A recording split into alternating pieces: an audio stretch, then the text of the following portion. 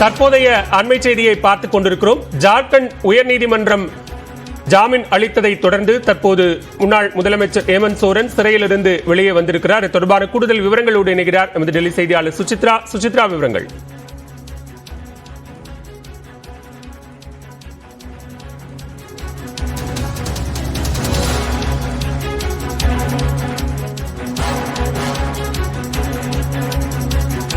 நில மோசடி வழக்கில் ஜார்க்கண்ட் உயர்நீதிமன்றம் ஜாமீன் வழங்கிய நிலையில் தற்போது ஹேமந்த் சோரன் சிறையிலிருந்து வெளியே வந்திருக்கிறார். தொடர்பான காட்சிகளை பார்த்துக் கொண்டிருக்கிறோம். ராணுவ நிலத்தை முறைகேடாக வாங்கி விற்றதாக கடந்த ஜனவரியில் ஹேமந்த் சோரனை அமலாக்கத்துறை கைது செய்திருந்தது. இந்நிலையில் தற்போது ஜார்க்கண்ட் உயர்நீதிமன்றம் அவருக்கு ஜாமீன் வழங்கிய நிலையில் அவர் சிறையிலிருந்து வெளியே வந்திருக்கிறார். கூடுதல் விவரங்களோடு இணைகிறார் நமது டெல்லி செய்தியாளர் சுசித்ரா. விவரங்கள்.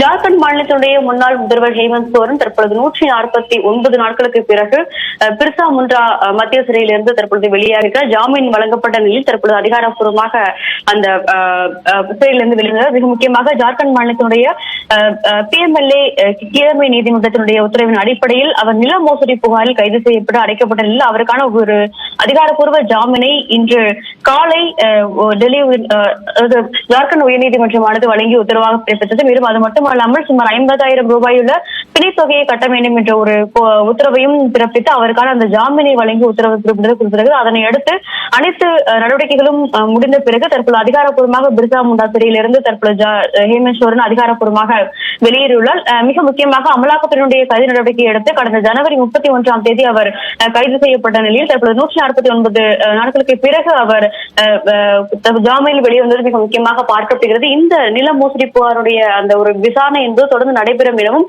இந்த உயர்நீதிமன்றத்தினுடைய உத்தரவிற்கு எதிராக உச்சநீதிமன்றத்தில் கண்டிப்பாக மேல்முறையீடு செய்யப்படும் என்ற ஒரு தகவலும் தற்போது அமலாக்கத்துறை அதிகாரிகள் தெரிவித்திருக்கிறார்கள். நன்றி சுசித்ரா.